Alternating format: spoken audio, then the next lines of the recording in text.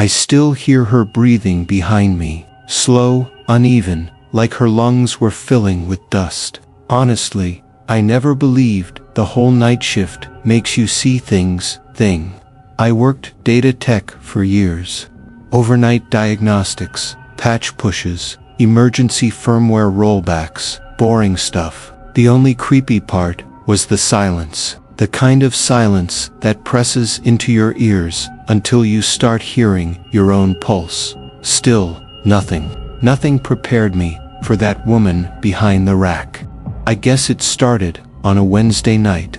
I had been covering a coworker who quit out of nowhere. He didn't even give notice, just sent a single message in our Slack channel. I won't go back in there. I'm not finishing that shift. Don't ask. We joked about it, of course. Burnout. Maybe he got a better offer. Maybe he finally snapped. But then I walked into the server room at a little past midnight. The place felt wrong from the moment the heavy fire door shut behind me. Cold, too cold. And the motion-activated lights, normally bright, flickered at the edges, like something was walking just out of view.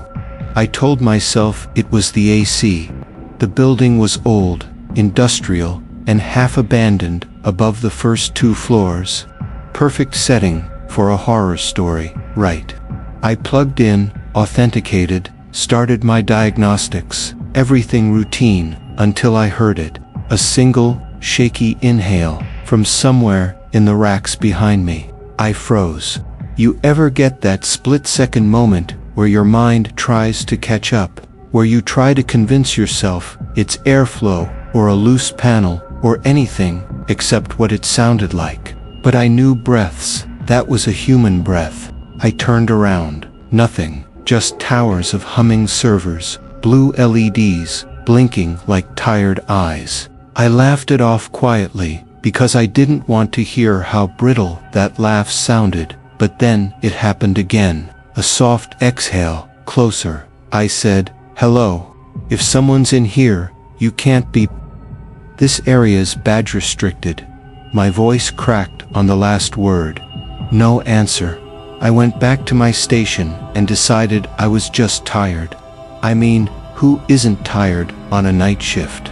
You eat vending machine food, stare at monitors, and desperately try not to think about how your life is becoming one long, fluorescent blur. I kept working.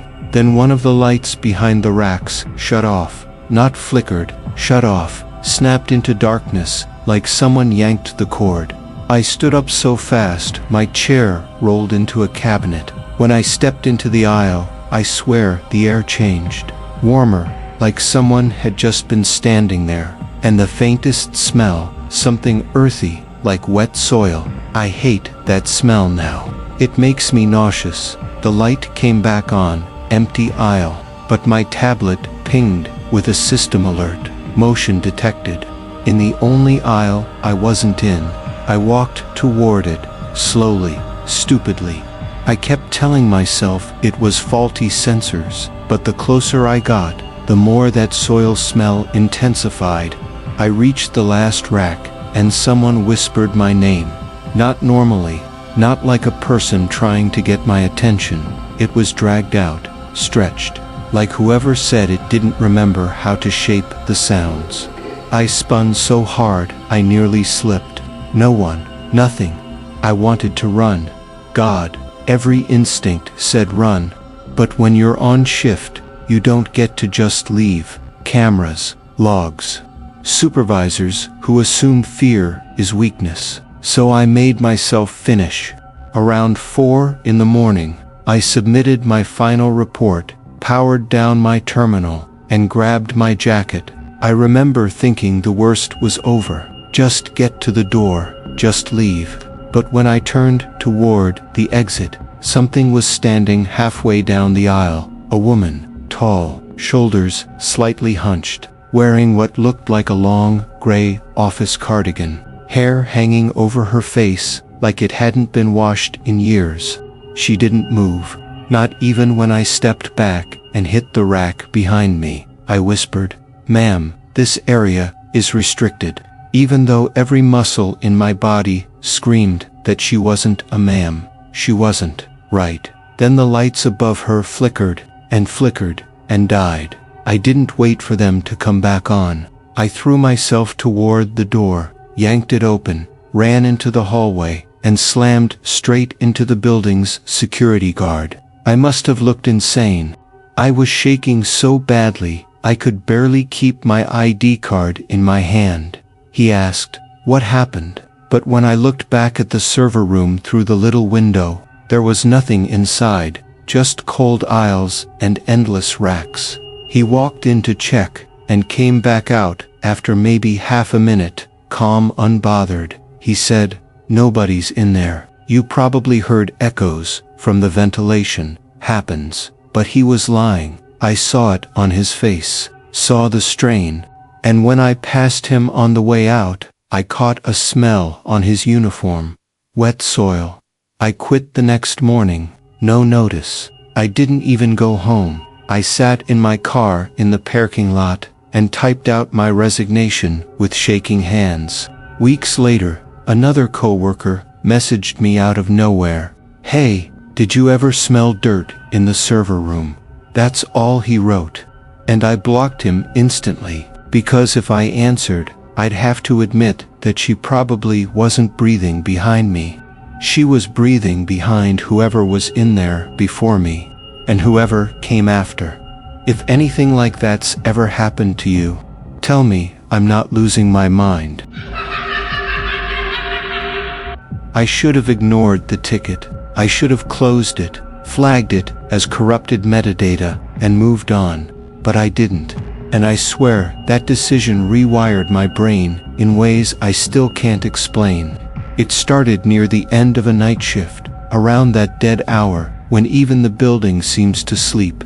I was monitoring inbound requests for a data migration that kept failing in weird, inconsistent ways. Corrupted tables, missing indexes, phantom user IDs, nothing uncommon for legacy systems. Then a new ticket popped into the queue. At first, it looked normal, high priority, flagged as internal, assigned automatically. But the subject line made my stomach drop. "Please stop." That was it, just those two words. I clicked it open, thinking maybe someone typed a note into the wrong field. But the description box was filled with a wall of text, thousands of characters, no formatting, just a long, frantic paragraph that looked like someone had smashed their face into a keyboard while trying to form real sentences. Except buried inside all that noise were my initials and the timestamp assigned by the system. It wasn't current. It was dated for a shift I hadn't worked yet. A shift scheduled 3 days in the future. I remember whispering, nope, I'm not dealing with this at 4 in the morning, but the ticket wouldn't close. Every time I clicked the resolve button, my cursor lagged like something was intercepting the action. I even rebooted my workstation. Still there, still unclickable, still staring at me with that pathetic, terrified subject. Please stop. I thought maybe it was a prank. Data tech people love messing with each other. It's the only way to survive the monotony. But this was too elaborate, too specific, too wrong. I scrolled through the description again. The random characters weren't random. They formed repeating patterns, repeating names, and one of them was mine. Then, near the bottom of the text, a part I swear I didn't see the first time, a sentence carved itself out of the static. "It's behind you." I froze. You ever get that instinctual chill, the cold spreading up your back, like someone traced their finger along your spine? I didn't want to turn around. God, I didn't. But the room was silent, and that silence felt heavy, intentional. I turned. Nothing. Just the empty cubicles, dark monitors, and the single emergency exit sign glowing red in the distance. But something was off. My chair, The one I was sitting in was slightly angled away from the desk, like someone had just been standing behind me and brushed against it. I told myself it was exhaustion, that I bumped it earlier, that the creepy ticket was messing with my head, and then the ticket updated itself. I didn't click anything. My hands weren't even on the keyboard. The description field flickered, lines rewriting, characters rearranging, like something was typing inside the update log, but bypassing the UI entirely. New text appeared, clearer, more deliberate. Do not come in on the night of the 4th. It knows your schedule.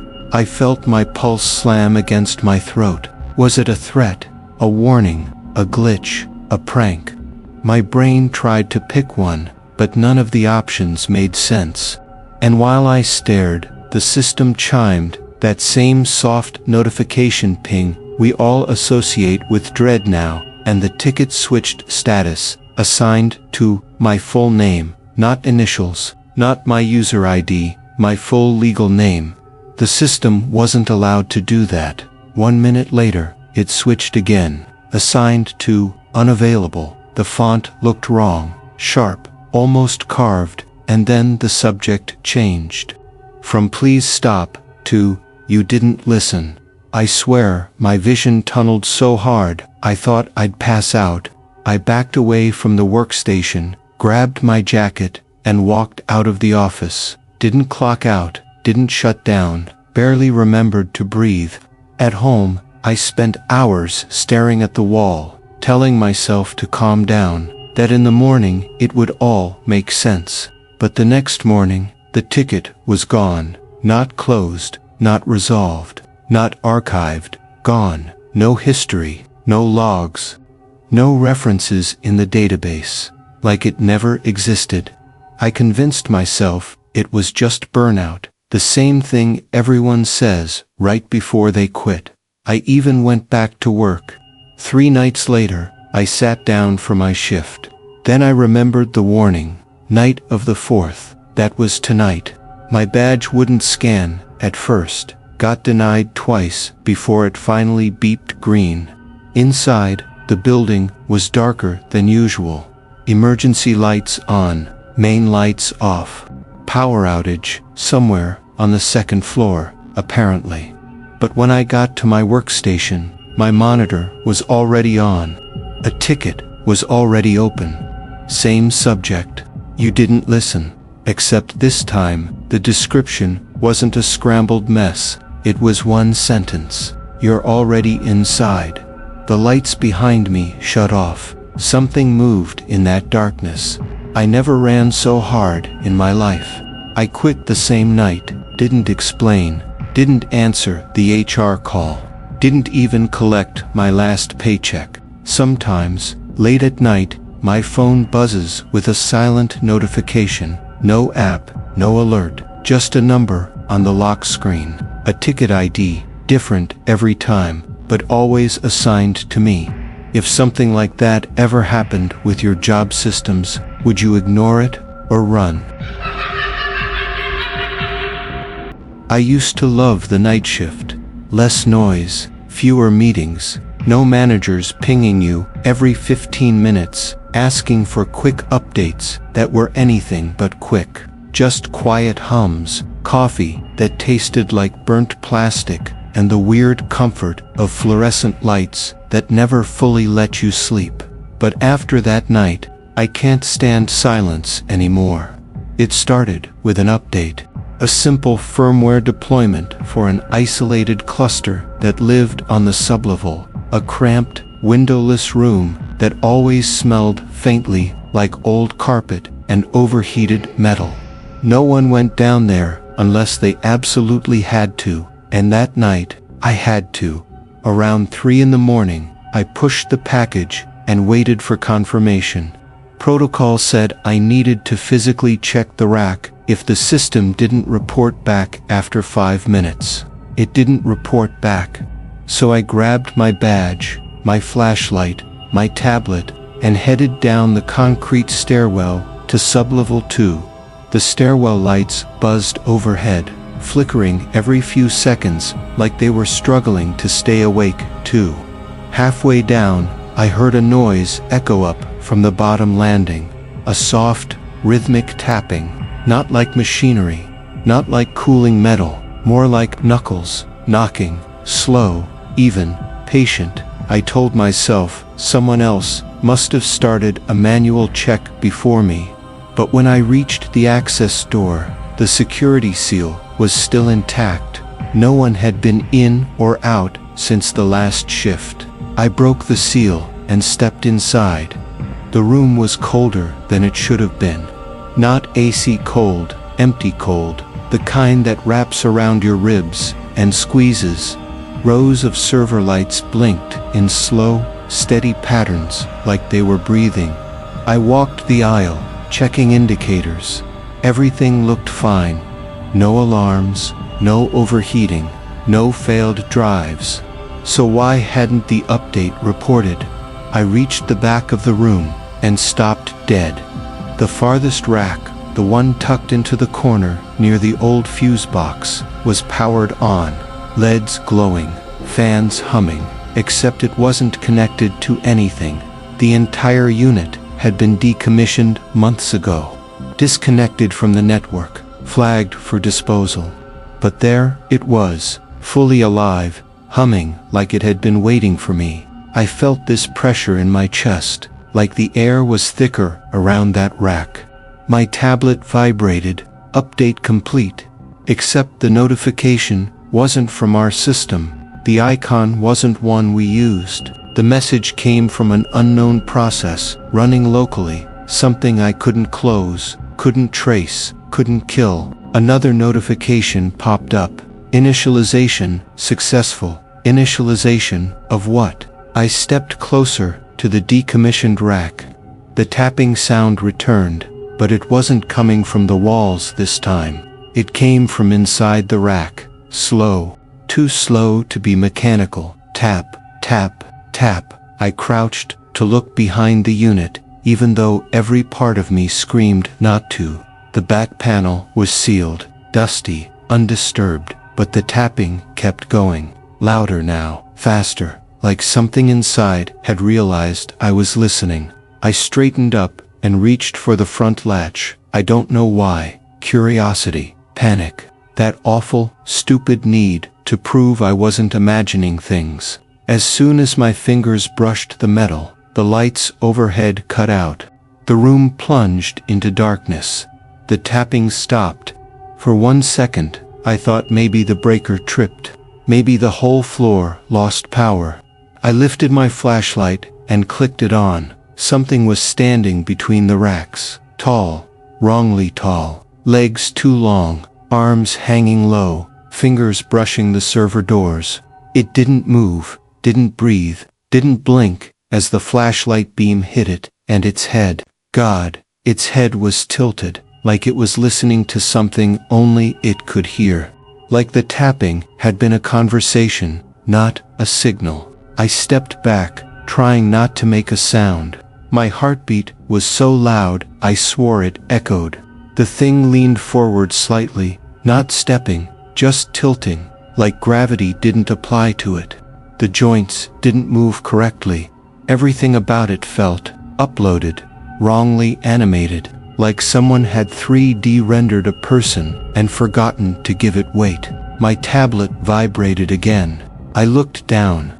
A new message glowed across the entire screen, overriding everything else. Do not run. And the thing smiled, not with lips.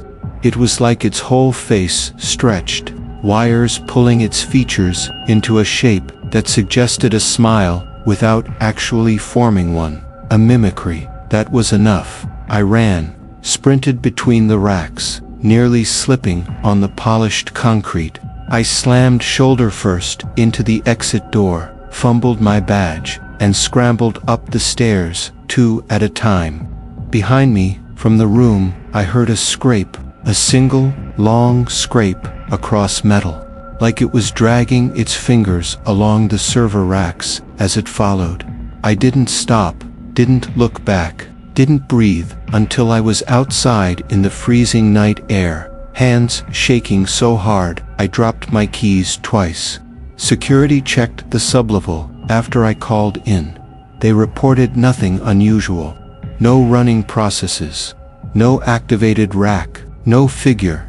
But when I came to clear out my locker the next day, my tablet, the one I'd dropped during the sprint, had been placed neatly on the top shelf. Screen cracked down the center. A single notification glowing beneath the broken glass. Update scheduled for tomorrow at 3 in the morning. I didn't stay to see what would happen. I didn't even take the tablet with me. But sometimes, around 3 in the morning, my phone heats up in my pocket for no reason, like something is running in the background, something waiting. If you were in my place, would you check the update log, or would you pretend none of it ever happened?